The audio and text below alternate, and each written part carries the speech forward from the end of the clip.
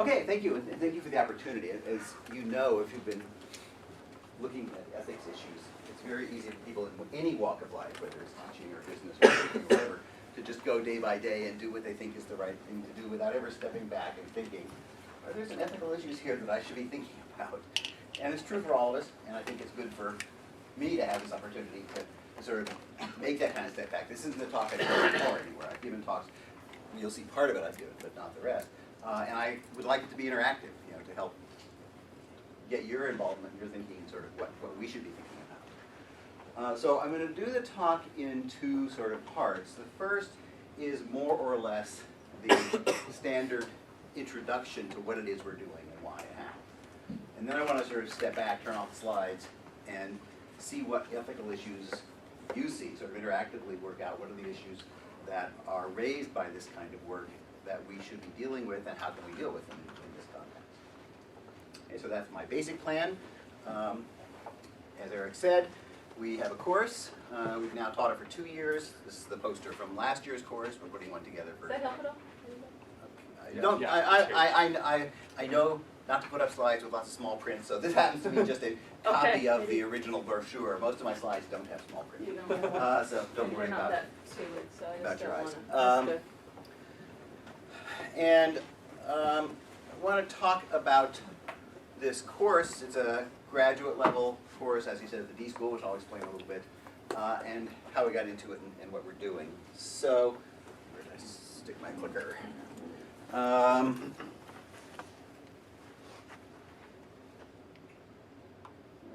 Isn't that arresting? There it goes. Oh, there it goes twice. I'm just going to walk over here and use the buttons. What's the problem? What is it we're trying to help or do something about in this course? Why did we pick Kenya? What's the sort of prospect for using mobile phones for development, which is the basic premise of the team projects? How do we do human-centered design? And I'll give one example of a course project that's been very successful. It's actually still going into a second year of a pilot now.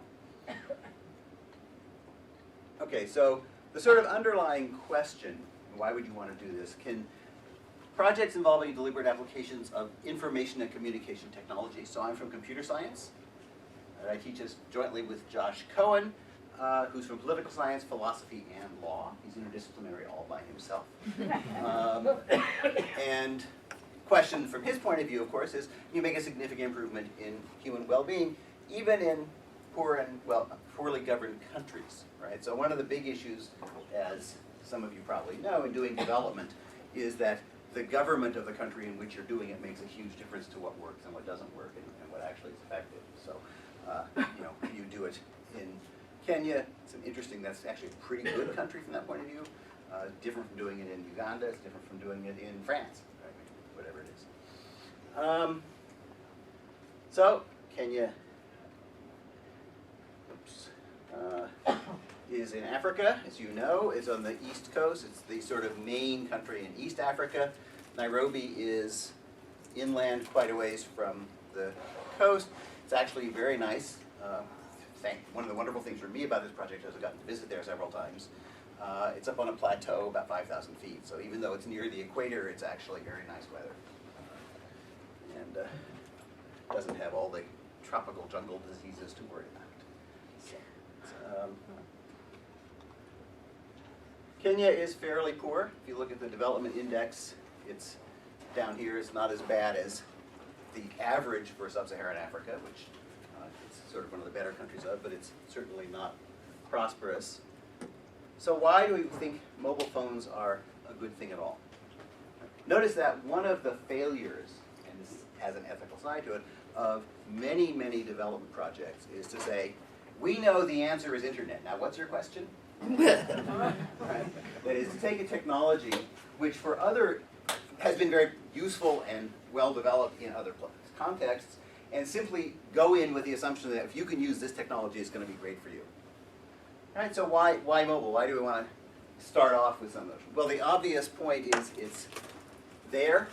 So if you look at the use of computers and the internet and things like that in general, this is 2008, and it's probably gotten more extreme since then. So these lines here are things like fixed telephone lines. This is the kind of line that some of us older people still have. This is internet, which is growing slowly. And this is what's happened in Africa with mobile phones, starting from almost nothing a dozen years ago. Right? It has just taken off. Penetration in Kenya is something over 60%, probably closer to 70% of the people have access to a mobile phone. And the reason is not surprising. The reason is this yellow line here, right, which is people want to communicate, right? This is a fundamental fact about human nature, right? We want to be able to communicate with each other. And as societies become less completely locally centered, as the original tribal societies, you want to communicate with people you can't go walk over and talk to. We, many, many decades ago in the Western world, got telephones, stuck wires up on poles, and we had that ability. I could call my grandfather in across the country, and it was no problem. I mean, it cost money, but it was no, it was doable. Most of the world, the developing world, just never had that piece of development for a lot of reasons. So mobile was the first technology that was cheap enough and widespread enough to really allow that kind of communication. So it's you can see a lot of figures about families that are living on dollar a day type incomes who are still willing to go out and buy a cell phone and pay the charges for using it. It's a very, very widely used. So it's something that's there already, something that's already happening that we can take advantage of. So here are the figures. This is actually from a slide that Josh put together about a year ago. So these things change fast, but 50% have their own, 80% have access to a friend or family phone, 40% of those use the texting. Texting in general in these environments is cheaper. So as you could expect, this is a population that's very cost sensitive to the communication costs. So they'll make use of SMS. One of the interesting facts, we tend to think of all the great new ideas come from the developed world and go out there. This is something that the Kenyans are particularly proud of because it was something that was first done there and is now spreading out to the developed world, which is they realized how do you use, first of all, those of you who haven't used cell phones outside of this country, the way we use a cell phone is a subscription, right? And you pay hours or minutes, whatever it is. The way most of the world uses cell phones is they have cards with a number of minutes on them. You top up the phone with 73 minutes, and then you can talk for 73 minutes, and then you go buy another one. Like you don't have a so many dollar a month plan or something like that. And you buy them. There is a whole network. There are probably even in fairly low development areas, thousands of people, small shop front kind of things, where they'll sell phone cards. You give them money, they give you the extra minute, you type the number into your phone, and then you can use it. All right? What they realized is they already, therefore, have a big network of people who are handling money to consumers with cell phones. So they created this thing called Mpesa. The way it works is I go into my local cell phone lady, a lot of these are women actually, it's small commerce kind of thing, and I give her cash, and she gives me a code. I send a message to, let's say, my family back in the village with that code. Right? They type in the code and go to their local person who sells cell phone minutes and get the money. Sort of Western Union, right? I mean, so it's very simple, very effective, very easy to use, using cell phones as the only technology. Right? It's not high tech. And it became extremely popular. Way more people in Kenya use Mpesa than have bank accounts. Right. So what's interesting is necessity being the mother of invention, as they say, right? Is that you sometimes can come up with new and interesting ways of using technology because you don't have ATMs and banking and all the kind of stuff that we have commonly. So we ended up, and maybe in the second part I will talk a little more about the history of how this all happened, getting connected up to some people at the University of Nairobi. So this is Josh Cohen, who I mentioned, who teaches the course with me. This is Lucky Gunasakara, who was our teaching assistant who helped with all this. And this is Peter Laiganjo, Dan Orwa, and Sam Ruhui, who are faculty members in the computer science department at the University of Nairobi. So we got connected up with them with the idea that if we were going to do some kind of course, we could make use of the contact and the fact that their students are actually, first of all, culturally partly there, and I'll say why I mean partly, and also on the ground, you know, they go out and do things and see things and all sorts of things. But I say partly, and I'll come back to this again when we talk about some of the ethical issues. Students in computer science at the University of Nairobi are not the people in the poor neighborhoods who we're working with, or we're working for, let's say, right? For many of them, one of the interesting things is we went out and did need finding observations, and it was the first time they had ever set foot into the what's called informal settlements. I mean, they're generally called the slums. That has this kind of derogatory character, so the official name uses the informal settlements. And people who are a computer science student class just don't go there. So it's a very interesting thing that class issues come in even once you get over the nationality issues, right? They're the same country, same language, and so on. So here's Kibera. Again, a lot of you have probably seen similar places around the world. It's not totally different from what you'd see in India or in Latin America or lots of other places. Small huts built out of stray building materials they can find.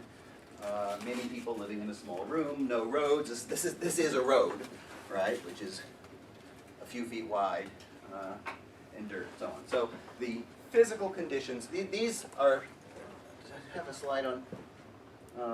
No. Let me go back to this for just a second. These are areas which are in Nairobi, greater Nairobi, they aren't in the central business district within Nairobi, which are not officially inhabited. And what I mean by not officially inhabited is that the government does not acknowledge them as real parts of the city. They don't provide normal municipal services, except there's, in general, I mean, but land ownership is extremely confused and problematic. On the other hand, the population of Kibera, which is the first place that we do this work, has been estimated recently anywhere from 200,000 to 1 million. Now, why is that variation? Because nobody goes in with census things, right? I mean, you don't really know. You say how many rooms there are, you don't know how many people are living in one of them, right? So it's very hard. I mean, because of this lack of services, it's very hard to even have a sense of who's there and what they're doing and so on.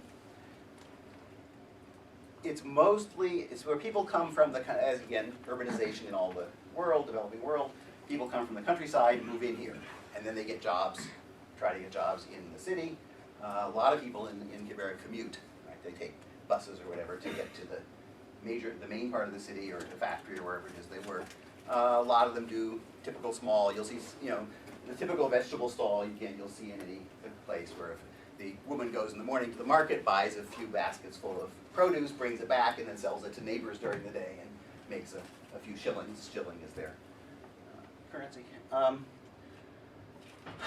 Kibera is actually somewhat unusual in that, for reasons which I actually don't know historically, it became very, very popular with NGOs.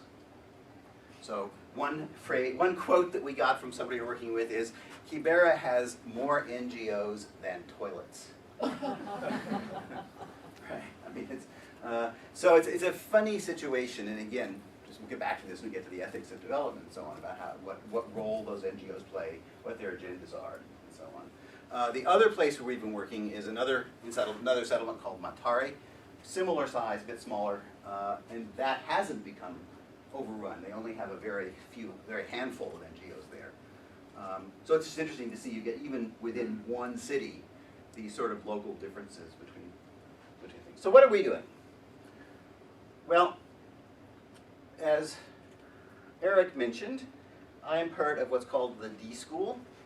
Those of you who know something about it know that it's called the D.school sort of in a rogue way. It is not a school. Stanford has 7 schools, of which D is not one of them.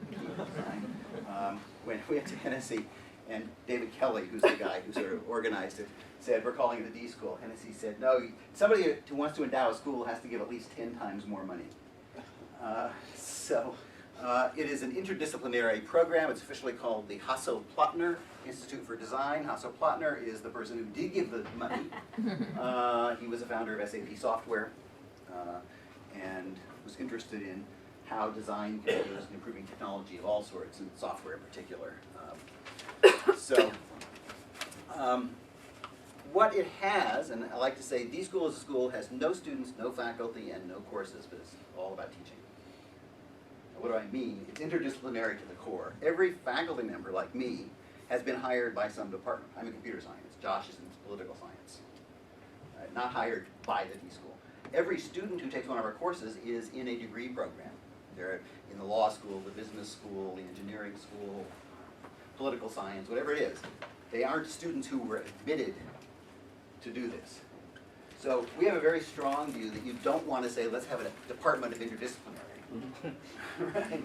That you want to specifically build on the strengths of all of these very powerful departments and programs that Stanford has. Right?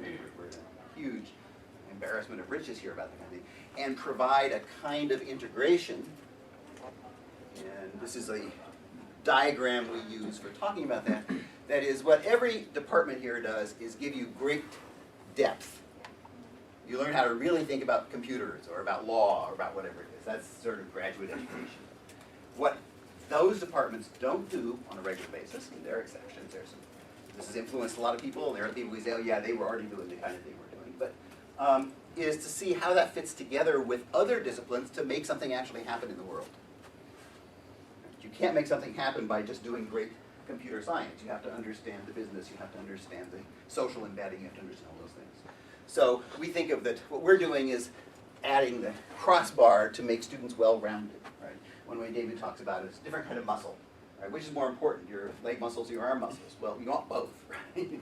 And the fact that you're already getting a lot of good training on one set means we can focus, specialize on the other. So what form does that take? We have courses, and this is the other course which is most relevant to the topics for today, called Entrepreneurial Design for Extreme Affordability, always referred to as D.school is always referred to, not as the Hasso, it's referred to as Extreme. All right, so Extreme is a course which has a similar structure. In fact, to be honest, we copied a lot of it, because that was started several years before our course. Jim Patel from the business school has worked with a number of different people from engineering departments. And they go in, work with partners in the developing world.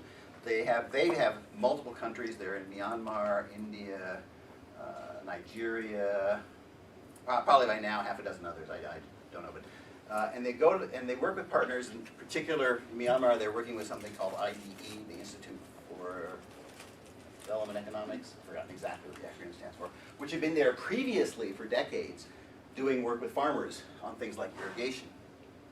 So they went and worked with that group to develop new ideas and new projects. This is a pump, a new kind of pump to help irrigation, right? So they're very low tech. They're not looking at cell phones even, or computers. Sort of things like pumps and food grinders and stuff like that. But how can you come up with some projects that do new things? So one of the projects, do I have? I'll come back at the end and talk about some of their projects. It's not in this order of the slide. So what are we teaching in the D.school if it's not, any one topic, right? If you look at the courses there, they range from, these two courses happen to be about technologies for development. Others work with like JetBlue for better airline service, with hospitals, with just all sorts of things. And it's two things. One is the process for designing. How do you work your way through from seeing some kind of a need among people to actually building it? And an attitude about how you do that, which is engagement, as I would say in one word. You don't do it by sitting back and thinking really hard. You think, but you think and do, and then you see what happened, and then you go back. I'm not going to go through this in detail. You come take a D.school course, you'll get this exactly, but it's sort of the process we go through. Starts with, as you see, understand, observe. Okay, and then develop a particular point of view, which is a focusing element on what you're going to do. Now, and then you come up with ideas. What's interesting here is you notice everything from here to the left is before you build anything. And then you build and test in multiple cycles. All right, so it's what we call human-centered design. 3 things that we focus on. One is what is often called empathy. I actually tend not to like use the word empathy myself because it has this overtone for many people of being a very friendly, sympathetic, smiley person, right? Somebody you'd want to go have lunch with and so on. And it's not empathy in that exact sense. It's trying to really understand what things mean for other people, which is the deep meaning of empathy. Just as design isn't about shaping things so they look nice or they feel good, but it's about making things work. So in both the words design and empathy, we're looking at it from a deeper point of view. Second is how do you spur the imagination? How do you get people to think of things outside of what they've seen many times before or just applying some standard formula? And then using engineering to solve the problem. So it has to rest on all of these. You have to have if you think of this as fields, this is more the social sciences, this is more the creative arts and so on, and this is the engineering side. And again, back to this interdisciplinary idea. It rests on combining these as opposed to doing one or the other. D.school courses tend to look like this. Right? It's not a bunch of people sitting around getting a lecture. It's a student team. This is actually one of the ones from, I think, our summer program. But anyway, coming up with ideas, writing them down, sticking them up, discussing them. Very active sort of process, team process. And also a lot of emphasis actually on being aware and conscious of team process itself. How are we working together and so on. So this is, I've forgotten exactly what the slides are in. So I'll just mention each thing as I come, and then we'll come back if there's something else. These are people at a group called Umande Trust, which was one of the NGOs, a local NGO. So this is not an international thing like the Oxfam or something, which is also working in this area. They do sanitation and water in Kibera. And this is Josiah, who's the head of it. That's Ada there. I think that's Ada, who's the person we work with the most. And we got in touch with them about what they see as the problems. So they're already working there. They're already developing things. And when we work with a partner, it's not, you tell us what to do, or is it, here, you implement our idea, but rather, how can we jointly come up with ideas? So they come up with initial areas, not specific solutions, problem areas. Our students take those, do the observation and understanding, then build on that to come up with ideas, go back to them with the ideas, and get feedback, and it goes around in a circle like that. So it's a collaboration with people who have that sort of on-the-ground presence. This is another group we worked with. The Center for Disease Control has a program in Kibera. This is Rob Ryman, who's their director there. And then the third was, I mentioned the second settlement was Matari. This is a really interesting group. It's called the Matari Youth Sports Association. This is David Hero, who's the head. And they've been there for 25 years. And I confused the 25 is the number of players. I think 30 years. They've organized athletic leagues, soccer teams, football teams. And they have 25,000 youths, mostly, playing in their leagues. And they build community service out of those. So, for example, just in the leagues, to win championships, you have to both score goals and do community service. That counts in your standings in the championships. And they have things like health counseling, health and AIDS counseling program, which we've worked with. And what's great about this organization is it really was built up from and is extremely focused on the needs and the empowerment of the people who were there. So let me just talk about one of the projects, Emoji, which Emoji is water, and M hyphen, as you probably know, is the tech speak for anything mobile. Right, so Mpesa, right, was mobile money and so on. That's true here. I mean, that M, it's like I for something from Apple. So what they did is they looked at the problem of getting water. As I mentioned, services in these settlements are very spotty. There is water coming into them, but not in the sense that everybody has a tap in their house by any means. There are certain people who have taps. Water comes in on a sporadic basis. It's controlled partly by the city, partly by a sort of mafia-like group that is involved with the water, scraping off money from water distribution, partly by local people who have these little taps. It's a complex system. And when you want to get water, for most householders who don't have running water, you need to go find somebody like this who has a tap, fill up your cans, and bring them home. And you pay. Yeah, there's a so much per jerry can, 20 shillings per jerry can, or whatever it is. Now, that's an interesting question, because how much you pay depends on who you go to and what day it is, and what they're feeling like, and who they're, so on and so on, right? It's not a fixed fee. It's like any market in a developing area. Especially when there are shortages, you don't know where to go. And shortages happen at least a few times a month. Right? Shortage means the water that's flowing into the whole system has been reduced. Right? And you may have to walk around all over town carrying your buckets before you find somebody who's got water. And you may find somebody who doesn't necessarily have clean water. You don't know to have clean water. It's another issue. Is what's the quality of the water you're getting? The pipes run through the streets, a lot of breaks in them. The streets run with sewage. So water is a problem even if you get water there. So this is a made-up diagram, but the basic idea is here you've got a map of the area, and here's somebody who needs water, and they go looking, they don't have it, they don't have it, they don't have it, they don't have it, and they finally find it down here. Right, so the question that this group took was, could we use this technology to in some way help people with that problem? So they created this thing called Emoji, and I'm not going to walk you through all the technical steps there. What I should say very clearly, from a computer science point of view, it's really simple. Right? There's no interesting computer science research in this. It's how do you use a phone to convey a basic piece of information and get back basic piece of information. So I think a lot of these, sometimes you get technology projects, and again, I'm going to have time to go to the second half here, which are driven by the needs of the researchers to do something technically interesting. Right? And we're saying it doesn't have to be technically interesting. My T-shaped thing should be clear by now. It should be interesting from the point of view of integration and what you're getting done. The fact that the computer science part of it is any undergraduate could do it simply, right? That's fine.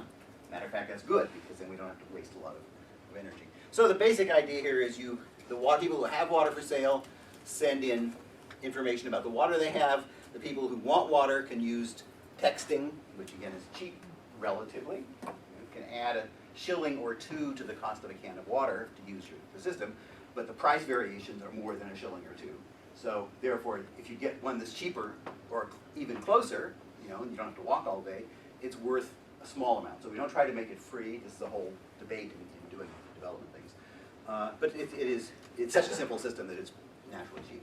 So the idea is reduce the buyer search costs. They find cheaper vendors in principle. Notice vendors can lie. So there's a system which is, you can then type in something which said, he said 30, and when I got there he wanted 50. And you have built up a system where other people can see that that particular vendor had that property. So it should put downward pressure on prices, like any sort of, anything which increases information in open markets like that has a tendency to drive down prices. Transparency and accountability.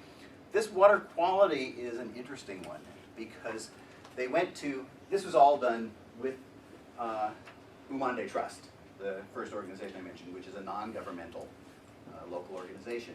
And they said, well, okay, we think this is a great idea, we want to work with you on it, but we got to go talk to the official city water people, because if we do this and they don't know about it, they're going to end up sabotaging it. So they got an appointment, the students went and talked to the official water person, who said, great, you can get people to say, don't touch water quality.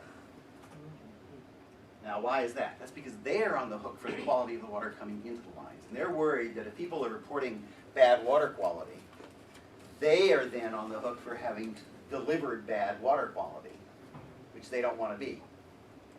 So this is part of the long-term goal, but initially it's not reporting water quality, because this goes back to working in countries with different kinds of governments, right? It's just not the kind of government where you could make a rational argument and say, here's why this is good, and you should be responsive to people on water quality, and so on. And then you can use it for other things. And once you have this, for example, you can find out from where people are not finding water where there's probably leakage, which means you can get somebody potentially to go in and fix the leakage. And so on. So they started working on this with a pilot study where it says this month here. That's not this month, because these slides are made for previous. what they decided to do, first of all, is to turn this into a bit of a study to understand whether it really works. And this is another issue which I want to underline for later, which is a lot of development projects say, here's a cool technology, put it there, people use it, they say cool, does it really help? Does it actually improve their lives in the dimension you want? So they're doing a study, they did a survey, a preliminary survey of 2 areas, one of which they are going to put in the system, one of which they aren't. And then they're going to come back after it's been working and do a survey again and see if it actually has affected things, either in good or bad ways, because you never know with technologies which way it's going to go. Another picture, that's Josh, who I co-teach with. I think that's the, yeah, that's my family.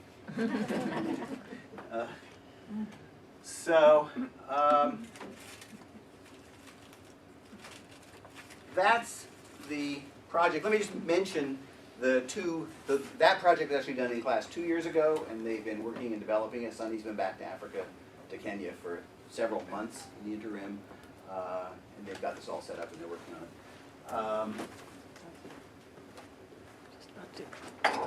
This past year, so I guess let me just say one obvious thing. We have 6 teams in class. We have 24 students, 4 students in the team. Of the 6, from the first year, that 1 is still proceeding. Okay, and the second year of the 6, 2 of them are.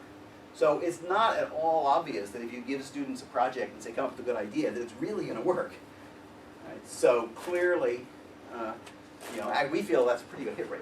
If you're Silicon Valley entrepreneur, right, 1 out of 10 is a good rate, right? So, the 2 this year, one of them is looking at, I mentioned that the Matari, the MISA, the Sports Association, does health and AIDS counseling.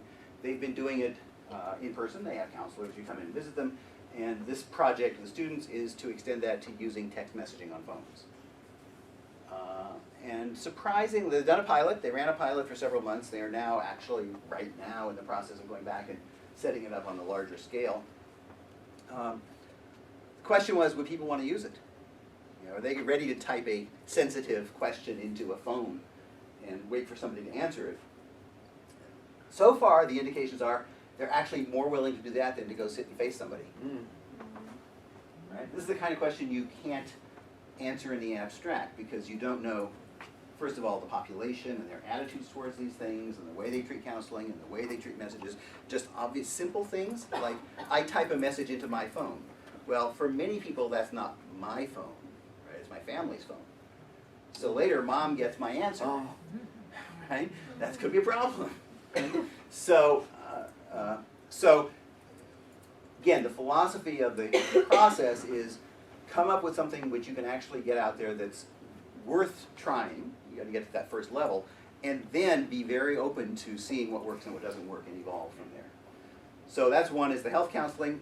The other is one again, working with an organization. In this case, it was also with the MISA, the Matari group. Walking safety is a big issue. As you can imagine, as we know, in most places where there's poverty, most of the crime is poor on poor, right? It's not coming and robbing the rich folks. There's petty crime all the time, and also sexual violence and things like that. So they went out and talked to people, did interviews and observations, and for many women in particular, trying to get around in the dawn and dusk hours was hard and dangerous. And that after those hours, they don't even try. Right? So that's not where they were worried. And during the daylight, it wasn't as bad, but it's those 2 sort of bands. And they did a poll. They said, how many people would you feel safe if you were walking together? Interestingly enough, from women, they got answers ranging like 5 to 10. Men said, oh, just me. Whether they really believed it or not, right? This is, of course, one of the questions. When you do those kinds of polls, what kind of answers do you get? It's what they want you to hear. But anyways, so they have created a service which is you can think of it as sort of a human bus route or a walking team, walking group or whatever. They have scheduled, set, pre-laid out routes that go the main places that people need to go.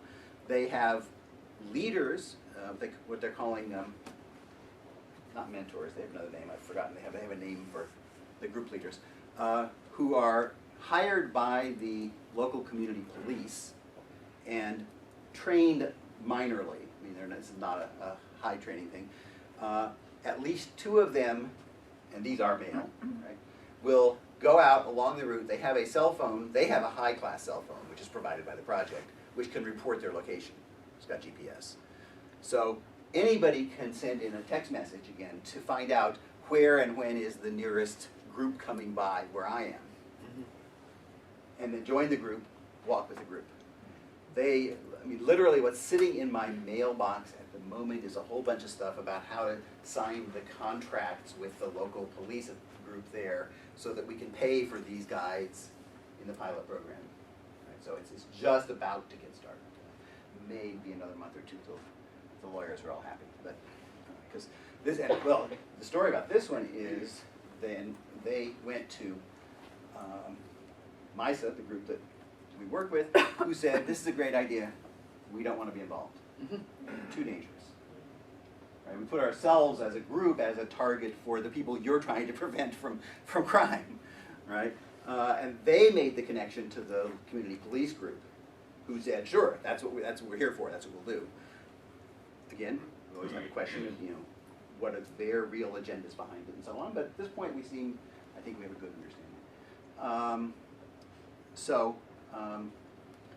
They're the ones who are sponsoring it. MISA's encouraging it, but not sponsoring it. But there's a lot of liability issues and dangers and so on. Not so much for our students, which is another issue, because they're not the ones who are out walking around in the groups. They'd be crazy to think they could achieve that. But they have local respected people. Okay, so let me make just one more comment, and then I'm going to go to audience participation. The other comment is we had Rob Reich come in. Reich. What? Reich, right. Come in and do a session in our class about what are the ethics of people like us from Stanford going into places like Kibera and saying, we're going to come solve your problems for you. Right? And he gave us an article to read. Not Palo Ferry. The development guy in Mexico, blocking his name. I'll think of it. Anyway, really famous one. Does like I said, everybody should all be doing donkey carts. Nobody knows. It's an old thing. I had a copy with me, but didn't bring it. Yeah, I stuck it in my case actually. Anyway, it's a very strongly written article, which was a speech that he gave to a group of volunteers who were organizing. They were in the big city somewhere in Latin America, getting ready to go out to the villages. These are student volunteers. And he basically lambasted them and their organization and said, are you really giving as much as you're getting? You're getting a great experience, right? This is why you're here, and it will help you in your lives. And you're exploiting the people you say you're helping. Your week of helping build a house or something is not something you can help, and you're distorting all sorts of things. Think about what your activity is doing for even Ellich. Think of what your activity is actually doing, as opposed to sort of your pretense that because you're smarter, more richer, et cetera, you know what's good. And it was intended as a sort of a humbling experience, and I think we took that very seriously as raising questions, not as saying we shouldn't be doing what we're doing. That's a different level, but really, what are the issues that come up in the kinds of projects? So you have a pretty reasonably comprehensive sense of how we go about it. What are the issues that we should be worrying about? What should we be doing about it?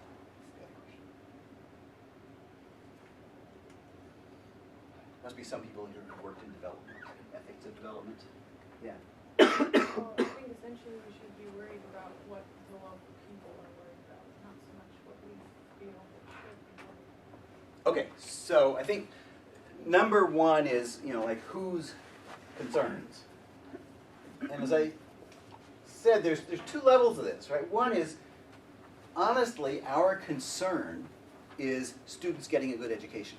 And we say that right out front to the people there. We're not here because we believe we're going to really, be the right, this is the most effective way to solve your problems. We believe we can help, we hope, and it's the most effective way for our students to learn something, in this case, both about the world they live in and also about the design process. Right? Their concerns, they couldn't care less how educated Stanford students are. Right? That's not their business, and they don't want to be, in some sense, putting in their time and effort for that cause, if that's all that's happening. Right? So that's one of the big ones, is that you have different concerns driving it. As I said, in some cases, and I'm matter of fact, I just got a note today saying you're behind on reviewing papers for the conference coming up in February on ICT 4D, right? So this is information and communication technologies for development. So it's a general field. There's people doing research in it. There's a journal. There's a conference. So this has become, and this is recent. This is the second annual conference, right? So it's just pretty much coalesced. But it's people who are doing things in this general vein, which is how do we take technology and turn it into benefit for development. There is a tendency here, because the people are often coming from standard technology, let me say computer science departments, there's some others, but mostly computer science, and their tenure or publication record or whatever it is depends on finding things that are interesting from that disciplinary perspective. Computer science as a discipline doesn't care about whether people get water or not. It's just not what it's about. They do care if you come up with a cool new way to do databases on cell phones. Right? That's what they're about. So the danger here, I think this is one example of concerns, is that coming from where we sit, we have a whole set of things that are driving us, or that are just maybe not opposite. I mean, it's not that they don't want people to develop cool technologies or that we don't want them to have water. Right? They're just orthogonal, right? They're just not the same set of issues. And how do you balance those, given that you're in a situation where you do need to do those? Right? So I think that's one good, important point. Yeah. You had mentioned distortions. Mm-hmm. I think it was a Frontline or something about Haiti, and they were talking about the huge number of NGOs that had come up since the earthquake there, and how it was essentially preventing any local governmental structures from doing anything, right? Like, if they were providing all these services, the government structures would never evolve. Is that the type of thing? Yeah, so that's another one. That's a good one. Haiti has been referred to a state that's government by NGO, right? NGO, non-governmental organization, right? That is, all of the functions that a normal government would provide, safety, health, all those things, are being provided by this mishmash of competing, and I'll stick the word competing in here because it's important, and external too, NGOs. right? I mean, So they're external. People who live there. They have their own agendas, right? And they are not the people who live there. So first of all, in a way, it brings one of the big arguments about aid in general, is it blocks local growth and development. Right? Once you give it something for free, why should they develop capacity to build it? It seems like a good example of sort of an unintended consequence. Yep, great. So unintended consequence. So, and this especially, I mean, Haiti is an poster child, right? It's an extreme case for this, but it's also true in Kibera. I think people comment on that there's so many NGOs doing so many things that it gets in the way of any sort of integral sense of how are we going to do this as opposed to what are they doing. The other thing you get, and this is something that I think we managed to avoid by purposely staying away from big NGOs, is I use the word competing, right?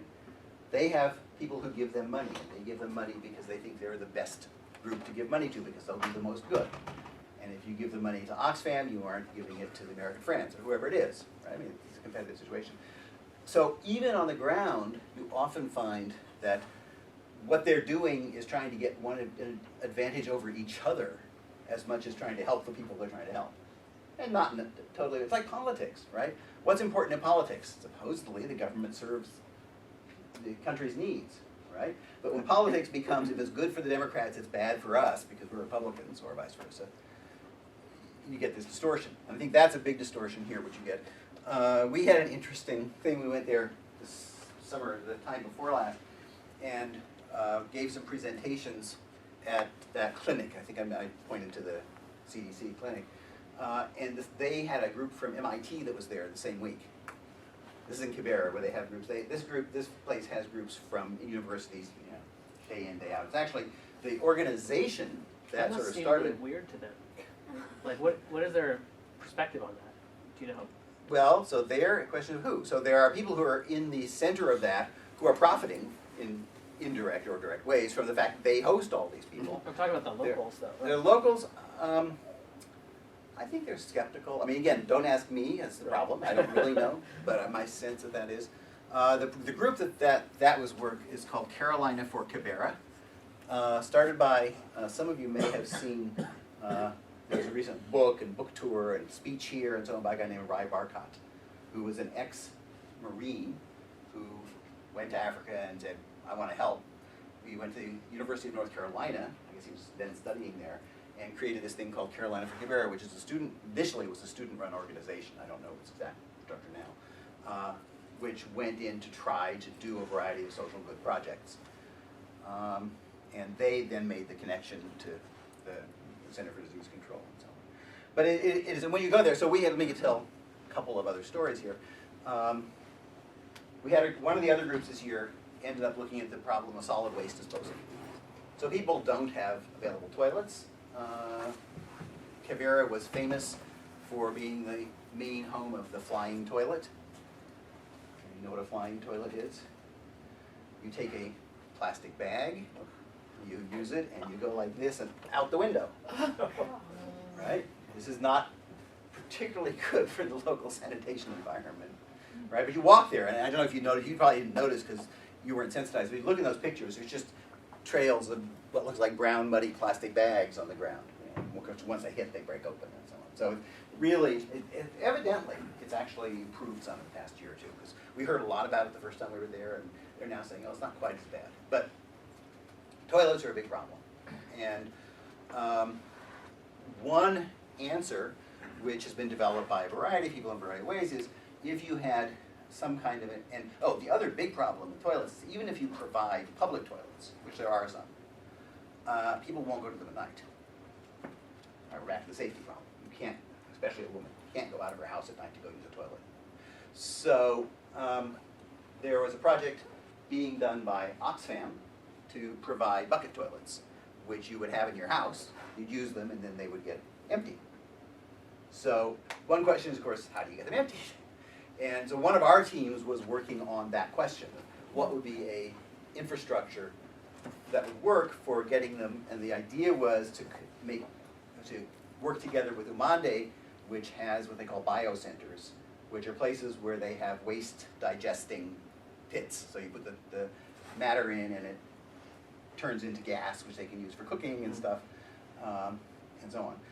But you got to get it there. So they were looking at transport, basically. Can you drag it through the streets on carts, things like that. But Oxfam was just too busy. They didn't want to work with them.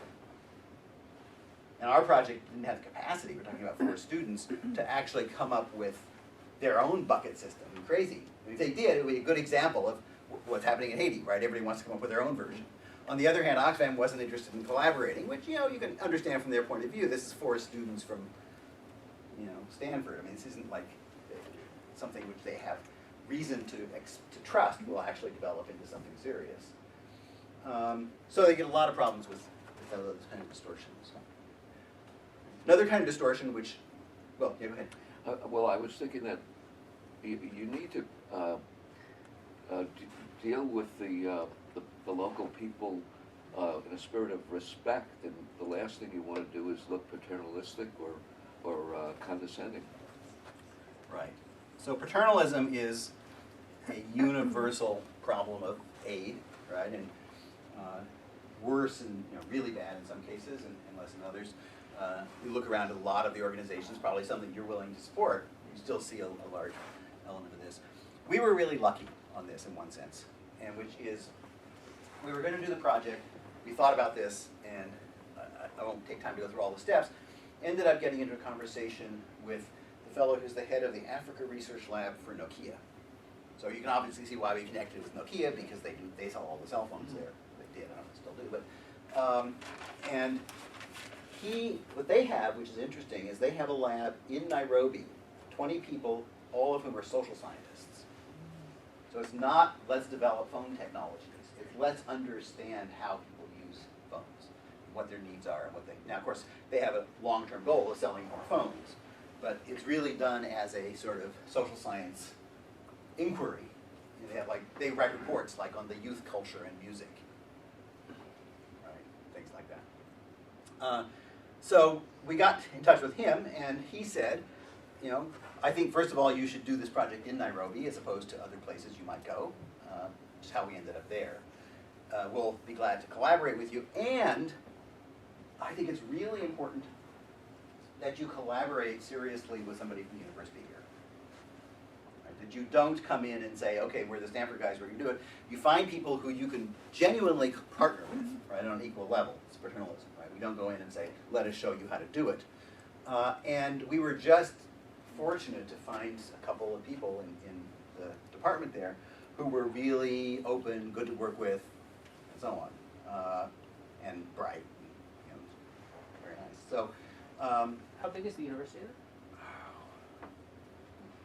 it's a good question. The computer science department has hundreds of students. I can't tell you that, but it's big. I mean, it's spread out. It's got multiple campuses in town. I mean, it's got to be Stanford size at least. I don't know the numbers. One nice thing about, I mean, I should just comment. Kenya is actually a wonderful place to do this kind of project from our point of view. Because, for example, they have a very strong tradition of believing in and respecting education, much more so than much of sub-Saharan Africa, partly because they were British, and the British had much more of that than the French or the Portuguese or whoever else was there. The British, well, you know about British colonialism, right? It had its bad points, but it also had a certain structure that built up infrastructure, both human and technical. So the university actually holds a pretty high place regard and has a lot of, not a lot of power, I wouldn't say, but a lot, but it's been a great thing. So one answer to paternalism is if you really work with people you treat it, you feel are equals, then that helps. Now, do we and the university jointly have a kind of paternalistic attitude towards the people in Kibera? As I mentioned, they're not the same people, right? And the answer to that, and when I say answer, I mean the thing we're using to work on it, not that it solves it, has been to try to collaborate equally strongly with people who are part of these grassroots organizations. So the people we interact with in Kibera aren't the people on the street, mostly. They're the people who have put their lives into developing the Umande Trust, which are trying to do that. But they grew up there. They're part of that community. They aren't. And again, to treat them as not let us come tell you what to do, but okay, you're a partner, how are we going to do this? So for example, at the end of the course, it's a spring quarter course, 10 weeks, there's a set of presentations, and we actually paid for people from those organizations to fly to Palo Alto. When I say we paid, I mean our sponsors paid. That is, we got sponsorship the first year from Nokia. The second year we got a big grant from the Freeman Spogli Institute. A lot of you know of. It's the foreign, basically everything international at Stanford sort of falls under their umbrella. And this year we now have funding from the Omidyar Foundation. Pam and Pierre Omidyar were the creators of eBay, so they have a foundation, and they do a lot of work like services. So we've had to go out and get funding. Notice, let me stick this under the list of ethical concerns, right? There's been a lot of discussion lately about what does it mean in the area of computers and democracy to take funding from the US government. They want to fund a tool to make it easier for people in Tahrir Square to organize. Is the fact is the US government funding it ethically an issue for you who's not trying to forward the agenda of the State Department necessarily? Now, I don't think I think the funding issue, I think for us has been fortunately pretty clean, in that it's come from places which did not have I mean, Nokia has sort of an interest in it, but it's a very broad, let's see if we can get people to use things more. That's a factor, right? I mean, one of the things is, what if you go in and say, let's build a technology using mobile, and I want you to go out and do real need finding in the community.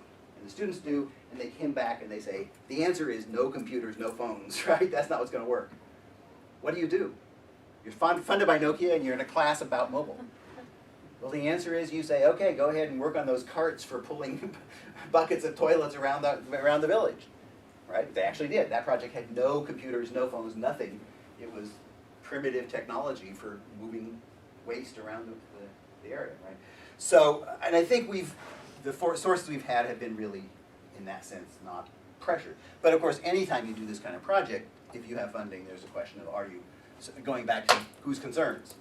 What are the concerns of the funder? They may not be the same. And I mean, that's true in all research, right? I was very engaged decades ago in a whole bunch of conversations about military funding for computer science research. Right, so I'm doing work on some particular technology. I believe it's a very broad general purpose technology that's going to be good for lots of things, and the military wants to fund it.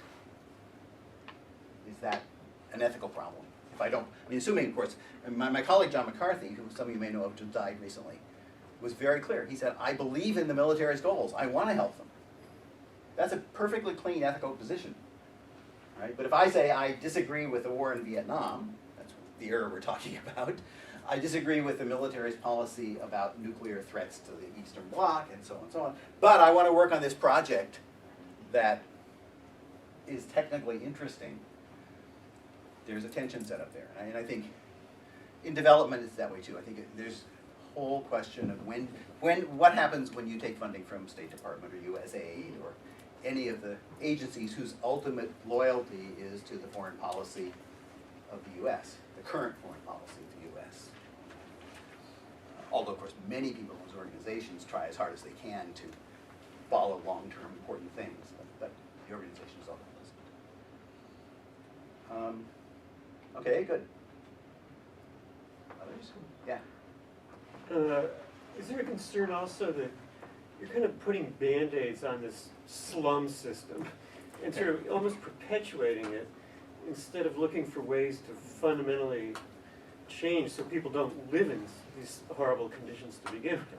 Okay, so that's, I think, a very good issue, which we've ended up on one end of a spectrum, which is interesting. I mean, many of these, when I go back to these projects I mentioned that are in ICT for D, a lot of them are saying, let's have a let's figure out a new technology that will make internet so cheap that everybody there can have it. And you say, that's not a Band-Aid because that's going to really change the whole nature of communication and so on and so on. Or let's come up with a new, way to disinfect the world, whatever it is. Go to the biology lab. This is bottom up, it's not top down like that. It says, let's look at a particular problem that people feel they have needs for and see if we can address it. Now, what is the role of doing that? Knowing, as you say, I mean, take water. If you say what should be done in Kibera for water, the answer isn't people knowing who has it today so they don't have to walk as much. The big answer. The big answer is piping water to everybody's house reliably. Right? That's what you want. Now, we have, from our position, absolutely no leverage on solving that.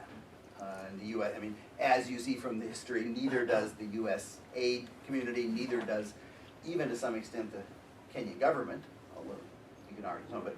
So what do you do about it? Do you say, well, it's not worth putting on Band-Aids because ultimately we really have to get good water piping? Or do you say, this is something which is interesting, and in the process of doing it, we can develop connections and capacities of people there to work on other problems. So it's not just we've done this. The people we've worked with have some new models, new ways of working. One thing that we did, gets back to the sort of Ivan Ilyich's how do you pay them back kind of question. What do they get from it? This summer, we did a week-long D.school type workshop in Nairobi with Nairobi students. Because our goal isn't they should just count on us to come in and do things, right? Let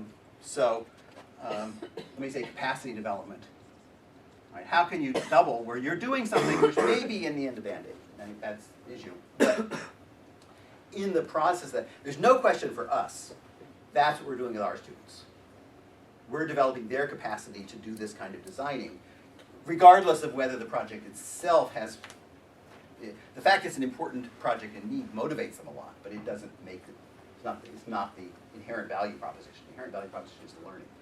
But what about the learning they do? What about building up their capacity to do to solve problems?